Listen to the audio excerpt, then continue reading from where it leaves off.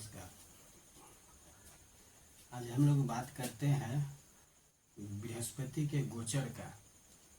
बृहस्पति 2 जून 2026 को चंद्रमा की कर्क राशि में प्रवेश करेंगे। तो बृहस्पति का यह गोचर किन किन राशियों के लिए शुभ फल देगा और किन किन राशियों के लिए अशुभ परिणाम देगा, इस बात के बारे में आज चर्चा करते हैं। बृहस्पति 5 राशियों के लिए शुभ गोचर करेगा और इन्हीं 5 राशियों के लिए वह शुभ परिणाम भी देगा, जिसमें से हम बात करते हैं आज मिथुन राशि के बारे में। जिस व्यक्ति की चंद्र कुंडली के आधार पे जिनकी मिथुन राशि पड़ती है, मिथुन राशि वाले जातकों के लिए बृहस्पति उनके मिथुन राशि से द्वितीय भाव में अपने मित्र चंद्रमा के कर्क राशि में 1 वर्ष के लिए बृहस्पति 2 जून 2026 से लेकर 26 जून 2027 तक 1 साल के लिए गोचर करेगा। शास्त्रों में यह वर्णित है कि कौन सा ग्रह किन किन राशियों में और कितने समयों तक वह गोचर करता है। तो शास्त्रों में यह वर्णित है कि सौरी सुंदरी सार्ध मब्द युगलम वर्ष सौमासम गुरु राहुर मास दशाष्टकम तु कथितम मास सपक्षम कुजः सूर्यः शुक्र बुधास त्रयो अपि च कथितम मासैक तुल्या ग्रहाः चंद्रश्च पादयुतम दीन द्वयम इति प्रोक्तेति राशि स्थिति।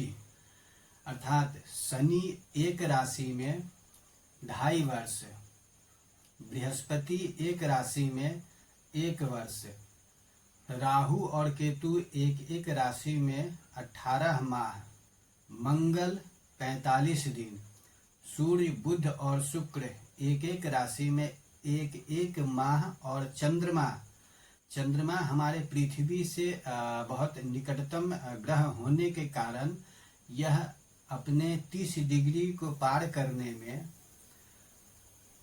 2.25 दिन का समय लगा देता है। अर्थात चंद्रमा 1 राशि में 2.25 दिन तक गोचर करता है। तो मिथुन राशि वालों के लिए, जिनकी मिथुन राशि है, मिथुन राशि वालों के लिए बृहस्पति इनके द्वितीय भाव में अपने मित्र चंद्रमा की कर्क राशि में शुभ गोचर करेगा। और मिथुन राशि वालों के लिए बृहस्पति इनके 7th भाव के साथ साथ 10th भाव का भी स्वामी है। बृहस्पति धन का कारक होता है। बृहस्पति विद्या, संतान और विवेक का कारक होता है। बृहस्पति भाग्य, धर्म और परोपकार का कारक होता है। बृहस्पति आय का कारक होता है। बृहस्पति निर्विवाद रूप से नैसर्गिक शुभ ग्रह होने के कारण बृहस्पति जिस भी भाव में, या वह शुभ भाव में बैठे या फिर वह अशुभ भाव में बैठे, गोचर अवस्था में बृहस्पति का द्वितीय भाव में बैठना गोचर काल अवधि में शुभ कहलाता है। 5th भाव से गोचर शुभ कहलाता है। बृहस्पति का 7th भाव से गोचर शुभ कहलाता है। बृहस्पति का भाग्य भाव से गोचर शुभ कहलाता है। बृहस्पति का आय भाव से जब भी गोचर होगा यह शुभ परिणाम जातकों को देगा। बृहस्पति और इन भावों को छोड़कर बृहस्पति जब भी लग्न से गोचर करेगा, 3य भाव से गोचर करेगा, 4th भाव से गोचर करेगा, 6ठे भाव से गोचर करेगा, 8म भाव से गोचर करेगा, 10म भाव से गोचर करेगा और 12 भाव से जब भी गोचर करेगा, यह उस जातक को उन भावों से संबंधित विषयों को वो हानि करेगा। लेकिन बृहस्पति का एक अच्छा लक्षण क्या है कि बृहस्पति शुभ हो या अशुभ हो, ये जहाँ पे बैठेंगे उस भाव को शुभ उस भाव से संबंधित शुभ परिणाम को दे अथवा अशुभ परिणाम को दे। लेकिन बृहस्पति बैठे हुए स्थान से अपने 5वें, 7वें और 9वीं दृष्टि से जिन जिन भावों को देखेगा उन भावों के फलों की शुभत्व की वृद्धि करेगा। तो मिथुन राशि वालों के लिए बृहस्पति का गोचर, बृहस्पति का शुभ गोचर क्या परिणाम देने वाला है, इस चीज को आज जानते हैं। मिथुन राशि वालों के लिए बृहस्पति द्वितीय भाव में अपने मित्र चंद्रमा के कर्क राशि में उच्च का होकर शुभ गोचर करेगा। तो बृहस्पति अपना 1 साल की जो अवधि है, 1 साल की अवधि में यह सप्तम भाव से जिन बातों का विचार किया था उसको एक्टिव करेगा। सप्तम भाव से यदि पुरुष की कुंडली हो तो स्त्री का विचार किया जाता है। सप्तम भाव से यदि स्त्री की कुंडली हो तो सप्तम भाव से उसके पति का विचार किया जाता है। तो जो व्यक्ति विवाहित नहीं है तो बृहस्पति के गोचर काल में यहाँ पे मिथुन राशि वालों के लिए विवाह की संभावना बन जाती है। व्यापारिक हैं, व्यापार करने वाले हैं तो व्यापार में काफी बढ़ोतरी होगा। पार्टनर से लाभ मिलेगा। पार्टनर के साथ यदि कोई व्यापार करते हैं तो यहाँ पे लाभ, मिथुन राशि वालों को लाभ मिलेगा। पारिवारिक सुख में काफी बढ़ोतरी होगी। अब बृहस्पति 10म भाव का स्वामी है, तो 10म भाव का स्वामी होने के कारण शास्त्रों में वर्णित है कि 10म भाव से हमें किन किन विषयों का विचार करना चाहिए, किन चीजों का विचार करना चाहिए और क्या विचार करना चाहिए। तो शास्त्रों में लिखा हुआ है, यत कार्यारब्ध मुपैतनेन तस यैव सिद्धिम सुख जीवनम च कृतिम प्रतिष्ठाम कुशल जन प्रवृत्तिम मानोन्नतिम कर्म पतेर दशायाम। तो बृहस्पति के इस गोचर काल में मिथुन राशि वालों के लिए मान, सम्मान और प्रतिष्ठा की प्रचुर वृद्धि होगी। यदि जो व्यक्ति जिनकी मिथुन राशि है वो यदि नौकरी के लिए इच्छुक है तो बृहस्पति के इस गोचर काल में ऐसे जातकों को नौकरी लगने की पूरी संभावना है। और यदि जो व्यक्ति नौकरी कर रहे हैं उनका पद प्रमोशन हो सकता है या फिर नौकरी वाले जगह पे इनके मंथली इनकम बढ़ा सकता है, मंथली पेमेंट बढ़ा सकता है। अब इसके साथ साथ पिता के साथ यदि पिछले समय से कुछ दूरियां बनी हुई हो, अनबन बना हुआ हो, तो यहाँ पे पिता का सुख इस जातक को, मिथुन राशि वाले जातकों को प्राप्त होगा। बृहस्पति द्वितीय भाव में बैठे होने के कारण द्वितीय भाव से शास्त्रों ने विचार करने के लिए वर्णन किया है कि पाके अर्थनाथस्य कुटुंब सिद्धिम सतपुत्री कापतिम सुख भोजनम च प्राप्नोति वाक जीविकाया धनानि वक्ता सदुत्तिम सदसि प्रशस्ताम। तो बृहस्पति मिथुन राशि वालों के लिए, जिनकी मिथुन राशि है, यदि वह वकील हैं तो उनके लिए यहाँ पे धन लाभ की प्रचुर संभावना बन जाती है। जिनका धन का लाभ वाणी के द्वारा होता है, ऐसे लोगों को यहाँ पे धन का अत्यधिक लाभ की प्राप्ति कराएगा। इसके साथ साथ यदि विवाहित हैं तो कन्या संतति के जन्म की भी यहाँ संभावना दर्शाता है। कुटुंब लोगों का अच्छे से आदर सत्कार करने का पूर्ण योग प्राप्त कराएगा। और वाणी के द्वारा धन प्राप्ति कराएगा। इसके साथ साथ बृहस्पति धन भाव में बैठ के अपनी 5वीं पूर्ण दृष्टि से 6ठे भाव को देख रहा है।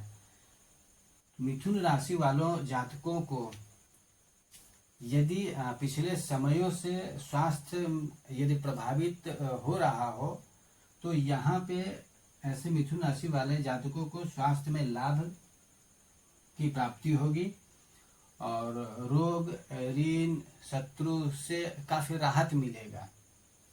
यदि कमर से संबंधित कोई परेशानी पिछले समय से यदि चली आ रही हो तो यहाँ पे कमर से संबंधित परेशानी में भी काफी राहत देखने को मिलेगा।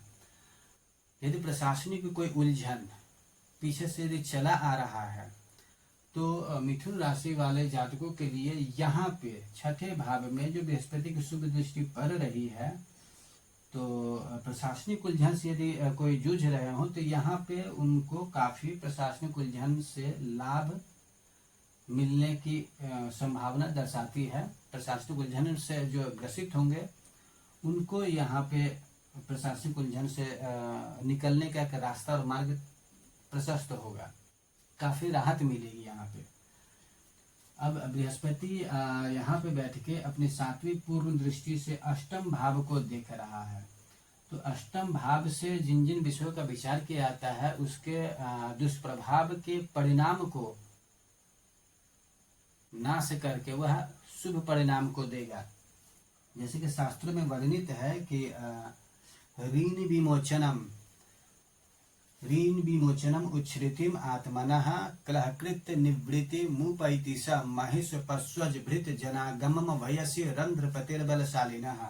तो अष्टमेश अष्टम भाव को देख रहा है, बृहस्पति का 8वें भाव को देखना। तो यहाँ पे मिथुन राशि वाले जातकों के लिए धन की प्रचुर वृद्धि कराएगा, कर्ज से मुक्ति दिलाएगा। स्वास्थ्य यदि प्रभावित हो तो उसमें काफी राहत दिलाएगा, आत्मबल में मजबूती लाएगी। यदि कोई रिसर्चर हो, अनुसंधान करता हो या वह किसी भी विषय से हो, किसी भी कहीं भी किसी भी चीज से संबंधित रिसर्चर हो जो अनुसंधान करता हो, ऐसे लोगों को जिनकी मिथुन राशि होगी, जो रिसर्च से संबंधित होंगे, अनुसंधान से संबंधित होंगे, उनको यहाँ पे काफी लाभ प्राप्त होगा। मिथुन राशि वालों के लिए गुरु का जो यह 1 वर्ष का गोचर काल का जो अवधि है, तो क्या मिथुन राशि वालों के लिए बृहस्पति पूरे साल भर के लिए अपना शुभ परिणाम देगा? नहीं। शास्त्रों में यह वर्णित है कि कोई भी ग्रह अपने राशि काल के समयाविधि के किस समय में वह अपना पूर्ण प्रभाव जातकों को देता है। तो शास्त्रों में यह लिखा गया है कि मध्य शुक्र बृहस्पति, जब बृहस्पति 10 डिग्री से लेकर 20 डिग्री तक रहता है, ऐसी परिस्थिति में मिथुन राशि वालों के लिए या किसी भी राशि वालों के लिए शुभ परिणाम दे अथवा अशुभ परिणाम दे। जब बृहस्पति 10 डिग्री से ऊपर और 20 डिग्री के बीच में रहता है तो यह अपना पूर्ण शुभ अथवा अशुभ प्रभाव जातकों को प्रदान करता है। तो बृहस्पति 2 जून 2026 से लेकर 1 साल की अवधि तक अर्थात 26 जून 2027 तक यह कर्क राशि में उच्च का होकर वक्री और मार्गी गति से गोचर करेगा। लेकिन यह अभी 2 जून 2026 से तीव्र गति से चलने के कारण यह 31 अक्टूबर 2026 को सिंह राशि में प्रवेश करेगा और लगभग 3 माह तक सिंह राशि में ही रहने के बाद वक्री और मार्गी गति से चलते हुए 24 जनवरी 2027 को 27 की रात्रि में फिर अपने मित्र चंद्रमा की कर्क राशि में उच्च का होकर प्रवेश कर जाएगा और 26 जुलाई 2027 तक मिथुन राशि वालों के लिए द्वितीय भाव में उच्च का होकर ही गोचर करेंगे और अपने राशि के मध्य भाग में, राशि के 30 डिग्री के भ्रमण काल के मध्य भाग में 10 डिग्री से लेकर 20 डिग्री के बीच का जो यह हिस्सा होगा, इस हिस्सा के समयाविधि में मिथुन राशि वालों के लिए गुरु का जो शुभ परिवर्तन है, यह अपना पूर्ण शुभ परिणाम मिथुन राशि वालों के लिए देगा।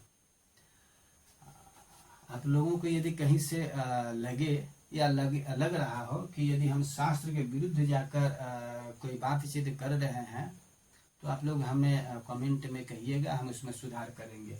क्योंकि बहुत सारे लोगों को हमने देखा है और सुना भी है कि ये गोचर का जो विचार होना चाहिए वो लोगों का कहना है कि लग्न कुंडली से करना चाहिए, जबकि मेरा शास्त्र कहता है, ज्योतिष शास्त्र के सिद्धांत और सिद्धांत के अधिकांशतः ग्रंथ भी ज्योतिष शास्त्र कहते हैं कि गोचर का विचार चंद्र कुंडली से ही करना चाहिए। इसीलिए मैंने चंद्र कुंडली से ही गोचर का विचार किया है। यदि आप लोगों को कहीं से कोई त्रुटि लगे तो आप लोग हमें कमेंट जरूर कीजिएगा, हम उसमें सुधार करेंगे। नमस्कार।